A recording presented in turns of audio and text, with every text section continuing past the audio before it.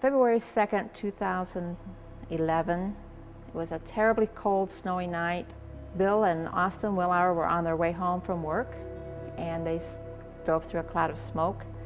And he realized it was a house burning, and so they turned around, went back to see if they could find something, and they found the flames coming out of the garage where Alfred and Clara Blue lived. I told Austin to call 911 and get the fire department here. So we jumped out of the truck. Something caught my eye. It was Alfred. He was beside the van, crawling, army crawl, on his belly, you know, moving across the floor. And when I seen that, I seen his eyes. They're ice blue. I mean, we made eye contact, and just by the look at his face, he was, you know, like, you know, help me.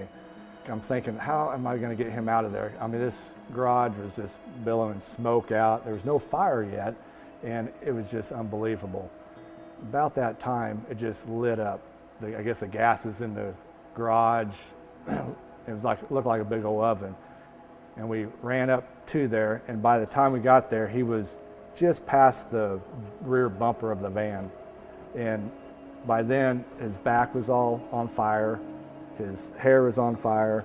But whenever we got up there, it was just so hot, it was unbearable. It's like being right next to a bonfire, basically. My dad took his jacket and actually put it over his head when his hair was on fire, put all that out.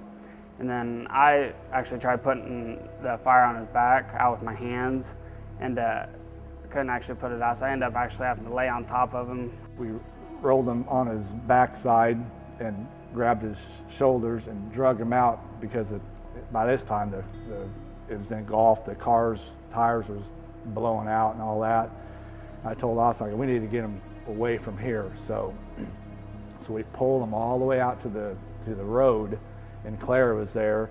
We helped them put Alfred on the stretcher and everything, and then they took him in the ambulance and took him away. It's just a matter of minutes that it intensifies that fast. It's crazy. Something that small can go from being a small little fire to that big within 5 or 10 minutes.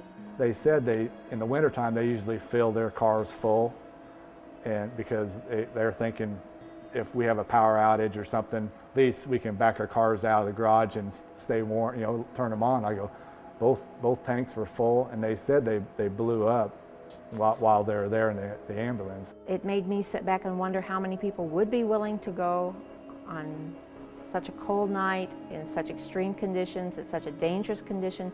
I'm very thankful that the Wilhours were willing to do this. They saved a wonderful friend of mine because of what they did. Alfred and Clara are now enjoying life back at their home.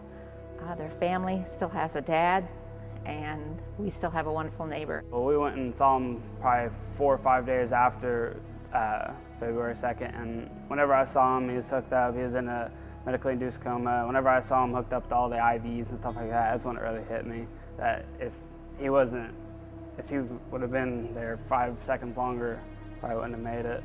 Everyone says you're a hero and stuff like that, but you don't think of it as you're a hero. You think of it as just trying to help another person out. I mean, other people might let it all go to their head, but you don't think of it like that. It's just another day, something like that happens. You do it again in a heartbeat.